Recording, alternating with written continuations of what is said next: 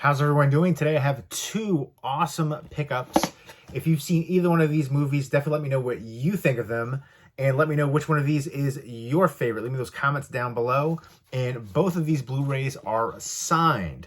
I like getting autographed movie memorabilia, especially for movies that I enjoy. And let me know if you have any autographed movies in your collection, Blu-ray, 4K, DVD, VHS, Laserdisc, any format. And let me know if you have any autographed movie memorabilia, posters, props, anything like that. I started out when I was a young kid getting into sports memorabilia, so that kind of always got me into collecting and getting autographs and things like that. I like going to horror conventions. I always try to set a budget when I go to conventions, but I always end up going over because not only do they have celebrities where you can take pictures and get autographs from, you also have just a variety of vendors with tons of cool stuff. So always a good time, and I always go over budget. But again, yeah, I like getting autographs on movies, posters for movies that I enjoy. I've gotten some comments in the past on videos saying, I don't know why people like doing that. I don't know what you can't grasp about it. I mean, to me, it's part of fandom. It brings you closer. You have more of a connection now, especially getting to meet them, have that experience too. But these were both from Ronin Flicks, which is a company that releases Blu-rays and 4Ks. And they had a couple different items that were autographed, a couple movies. And so I was able to pick a couple up. And first up is I Spit on Your Grave, the 4K release. They also had like the complete set, box set, but I'm not sure if it was it didn't have maybe the 4K of this. Maybe that's what it was. Maybe it was just all Blu-rays. But I haven't seen the most recent one, Deja Vu. There's actually 5 in the film franchise now. The original right here, and then they had the remake, and then there was, I guess, 3 sequels. So, yeah, I remember watching the remake, and I remember loving the remake, actually. It was a really good one. I remember watching the second one. I think I remember liking that one, and I don't think I saw the last 2. But this is an R&R movie. It's an assault and revenge movie, one of the most well-known. And I Spit on Your Grave is a video nasty, an iconic video nasty. Let me know what your favorite video nasty movie is. Got a lot of acclaim and notoriety and controversy for the subject matter. Obviously it can be very triggering for people. This is uncut, uncensored, and just a bevy of bonus features right there. And Camille Keaton, who's the lead actress, signed up by her, and then the director, Mir Zarki. Camille Keaton is actually the granddaughter of silent film star Buster Keaton, one of the biggest silent film stars of all time. When you think of silent films, I think you really think of 2 people, Buster Keaton and then Charlie Chaplin. There's a bunch of other ones out there, but I feel like those are the 2 that get the most notoriety. And then Camille Keaton and Mir Zarki, the director, were married for a few years too. So I think that is actually interesting to have both of them signed up on here. It's definitely an iconic 70s horror movie. Let me know what your favorite 70s horror movie is. The 70s is probably my second favorite decade for horror after the 80s, really close there. But I grew up with watching a lot of 80s, and then 70s came afterwards, but I feel like I grew up with the 80s, so that gets like the edge a bit. But so many amazing 70s horror movies out there. Let me know what your favorite decade for horror is too. Camille Keaton was also in What Have You Done to Solange, Giallo. This one is just intense, and it looks like it's going to be a great release from Ronin Flicks. This is signed up by Camille Keaton, who is the lead actress right there, and also by the director, Mir Zarki, who was also the director of the last one, I Spit on Your Grave, Deja Vu, which I've heard just terrible reviews for. It's like the one out of the whole franchise where everybody was saying it was the worst, which is unfortunate because it has the same director as the original. And I believe Camille Keaton reprises her role in there too. But yeah, this is a classic in that genre. And Camille Keaton is, really nice. Like, she does conventions and stuff, or she did at least. But that's one of the things about like horror movies and stuff. I've met a lot of different, actors, and they play these dark roles, but they're like super nice in person. Michael Rooker, Sid Haig, just a ton. Some of them, like, Elvira, certain ones are going to be nice, but then other ones are kind of surprised because they always play these like gruff, dark roles, and they turn out to be super fan friendly. Like Sid Haig, that was like a huge shock, I think, to the horror community, huge loss, because he did conventions for a while and he was always super fan friendly. I met him a couple times, really nice. But yeah, Camille Keaton, and then the director here, Mir Zarki, signed up on the front cover in silver Sharpie. So that is pretty cool. And that iconic poster right there, Day of the Woman, AKA. And there is the 4K. You got the swing tray. And then you've got the Blu-ray. And then Growing Up with I Spit on Your Grave, which I think is just a documentary, you know, talking about the experience of it and, you know, just how influential it was and became a, you know, kind of a cult phenomenon, cult classic. So yeah, apparently has, you know, deleted scenes in there. And it's got, you know, Terry Zarki's 8mm film with Camille Keaton, Home Movies, Camille and Mir's wedding. So there you go. Interesting. It's been a long time since I've seen this one. I've seen the remake a few times, and that was definitely, I think, my favorite of the whole franchise. But this one, obviously, very iconic. And I did like Camille Keaton in the role. Obviously, you want to see a lot of these characters get their comeuppance, but I feel like if you're rooting for them to get the revenge, like I think everybody did a great job in their roles. If you find a character despicable and you despise them, and you hate them, that means they're doing a great job acting-wise. And of course, you're rooting for Camille Keaton. So that was the first one. I wanted to get just the 4K for this one because a lot of the other ones in the franchise, I have 1 and 2 and 3 for like the newer ones. I haven't seen the third one in that franchise yet, and I don't have 4, and I don't think I'm going to get that one. But yeah, for the Blu-ray box set, I figured, you know, I'll get the 4K for this first one instead of that set, since I already have all the other films minus the last one, which I didn't hear good things about. Now this one, it came in this big box right here, Ronin Flicks. This is a collector's edition, and it's signed up. And I was thrown off at first because it's for the movie Haunt, which I freaking love this movie so much. I think it's criminally underrated, and it's become one of my favorite movies to watch now around Halloween. But it's the collector's edition right here, and it says, you know, lift for posters and pens. When I first saw it, it was, you know, the collector's edition with the slipcover, but no autograph. I was like, what's going on? Did I get gypped? But it was underneath with the rest of the posters and the pens. So I thought that was interesting. You lift this up in this big box right here. And I initially passed on this set because I'm not really into like the pens, and I have limited wall space for posters. And I've got a bunch of posters already. The pens look cool. I know there's like a big like horror pen craze for, I don't know, the past like 5 years or so. But I don't know. I just don't really do anything with the pens when they come in like different sets like that. But I do think the look for these pens are pretty awesome. And that's one of the things, the characters, the reveal underneath the masks and stuff were super friggin' awesome. So I love that aspect. But here is the slipcover with the signature. So I get 2 slipcovers. But super awesome there. And it's signed up by the directors Scott Beck and Brian Woods, who were actually the writers for A Quiet Place. And they also wrote the screenplay for Boogeyman, the recent one. And then also they wrote and directed 65 with Adam Driver, the sci-fi movie with the dinosaurs, which was super disappointing to me. I wanted to like that one so much more. It seemed like it had a lot of things going for it. Adam Driver's a great actor. I love sci-fi movies. You got dinosaurs.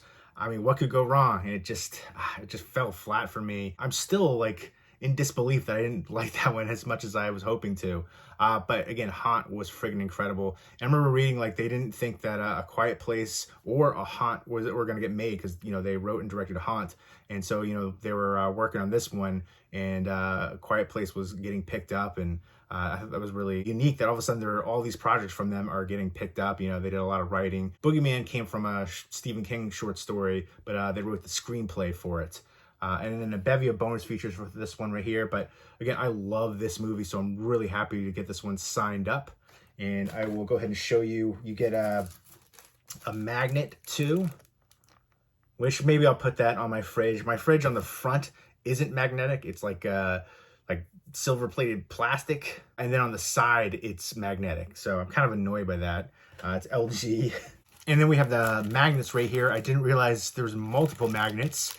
Makes sense. There's multiple posters, multiple pens. Why not multiple magnets? So it's going to be for the different characters right there. And again, I have the previous Blu-ray release, and I got this one because this was the one that was offered signed up, not the standard Blu-ray release for Haunt, which again, I already have. So that's why I got this collector's edition with all the, you know, superfluous extra stuff that I don't typically go for. But I want the signed slipcover. And I do love the look to the slipcover too. How friggin' cool is that? It's glossy, you know, with the tagline, "Some monsters are real." I really dig that slipcover. And this is the cover for the DVD and then the standard Blu-ray slipcover.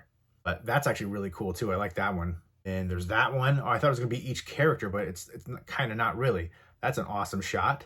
Pretty creepy. Sorry for the glare. And that, oh, the witch, oh, that was a really cool scene. Yeah, some really awesome scenes in this one. Good suspense. I like the thrills throughout. And then, you know, the fight to survive. You really root for the character at the end. And again, it's so satisfying with the ending. Now I'm like, I was only going to put the one up on the side of the fridge. Now I'm kind of torn. I feel like that one is such a creepy shot. I love that. I love the scene. But that's just a really cool one. And then this one's like the one that I always kind of associate with the movie. Like the poster, the DVD, the Blu-ray that I've had. So I'm kind of torn. Which one do you guys like the best? And let me know for the posters and pins too. Which one of those do you like the best? And then you have more goodies in this box. You've got, oh, you got multiple posters? It's one for like each character in here, which is kind of cool. But again, limited wall space. So maybe I'll like get a frame and then switch up the posters for it. I feel like this is like overkill with the posters. Like you'd have to have a lot of room to put each one of these up right next to each other kind of thing. And yeah, it says right on the bottom of these posters, produced by Eli Roth and then from the writers of A Quiet Place. Friday the 13th of September. This is when it came out. Trick or Die. So yeah, I thought these ones were really cool, unique characters in here. And what are you carving this Halloween? I'm just looking at the taglines and stuff for it now. Basically, it's a group of friends that go to this like extreme haunt, and then they realize they get in over their heads, and it's, you know, some crazy people, and they're killing people. And this one says, "Some monsters are real." I love the ending, so satisfying. Again, I love the characters in here as far as the people running the extreme haunt. And all right, so I showed those three.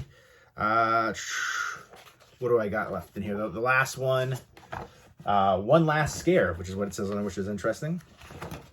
There you go. But yeah, this to me has become one of my favorite Halloween movies. And, you know, I think it's super underrated. I think there's a lot of movies that came out around the same time with kind of similar themes, like Hellfest. It's different because it's more like a carnival festival. And that one got a lot more popularity and notoriety, even though I think that one is nowhere near as good as Haunt. For me, a lot of those kills in Hellfest felt uninspired, but the ending was awesome for it. But Haunt was, to me, awesome all the way throughout. And yeah, here's a map of the extreme haunt. So that is pretty freaking cool. And yeah, super creepy and just a movie that I think doesn't get enough love for whatever reason. I'm going to go ahead and switch out that slipcover. There is the Blu-ray case underneath, which I appreciate, unique disc artwork underneath that. And then you've got disc 1, the movie, and then disc 2, the soundtrack. So I actually already have a previous Blu-ray for this one, but it has a different slipcover, so I'm going to keep it now. I think I'm going to get rid of the DVD. I had the DVD initially because there was no Blu-ray release. And then here you go. Here's the CD soundtrack listing for the interior artwork. So I see a lot more releases recently where it comes with the CD soundtrack. So I think that's a cool thing to do, especially for movies that have a great soundtrack. All right, there we go. So now it has the slipcover signed up. That looks friggin' amazing. I'm probably gonna get rid of that box because it takes up a lot of room, and I don't really need that. Again, I think it's overkill with that many posters. I would look neat with all the characters lined up, but again, you have to have a lot of wall space for that, and I don't. And I do love this movie though. And again, I'm not too big into the horror pens or the magnets and all that, you know, superfluous stuff that usually comes with a lot of these special edition, limited edition sets. So a lot of times I'll pass on that. Like Scream Factory has a lot of releases like that where it has, you know, 2 different slip covers. Why do you need that? You're gonna have to get another case. Like what else do you do with the other slip cover? You put it in a drawer or something? Like what's the point of that? And then you get the posters and sometimes pins and figures, and it's just, a lot of times it's too much. For a movie that's like, an all-time favorite for sure, this one to me is incredible. I love it so friggin' much. But again, it's just, I'm not going to do anything with those pens. I don't have a backpack that I'm going to utilize. Like, what do you do? I know some people actually have like a cork board, and they put the pens on there, which is cool. But it's probably just going to, unfortunately, collect dust for me. I don't know, maybe I'll get rid of those. Maybe like I'll sell those or something. There's people who are into that. So maybe I'll trade it for a movie. It's funny because a lot of those like pins, some of them go for like a fair amount of money, and it's kind of surprising, but there is a market for it. People collect everything, something for everyone out there. So I have an extra collector's edition slipcover for Haunt. I might actually end up seeing if anybody's interested in this one for like trade bait, because the slipcovers oftentimes go for more than the movies themselves. I know not everybody's into slipcovers, but there is a big collector market for it. Some slipcovers are out of print and go for, over $100. It's crazy for, a piece of cardboard. I don't know what this one goes for. I haven't checked into that, but if I can get a movie out of it, I'll be happy. So that definitely works out. I wasn't expecting to get 2 slipcovers for this, the signed one and then the unsigned one. I don't need another one. I got the signed one. That's good enough for me. Again, with those like, Scream Factory ones, it just feels like too much. Why do you need 2 different slipcovers? You're only getting one movie. I just feel like a lot of people get all those different editions, and I feel like they're not, they're just putting the other ones in like a drawer somewhere or in a box somewhere. I just want to have things that I really love and care about in my collection, and not just have them, somewhere stored away, collecting dust and never see the light of day. So that feels like more like hoarding to me. And, I'm probably, the magnets I'll end up putting on the fridge. The posters, I'm kind of torn because I do love them, but I just don't have the space for them. Again, I might do the thing where I have like a frame and put one in there and then switch them out.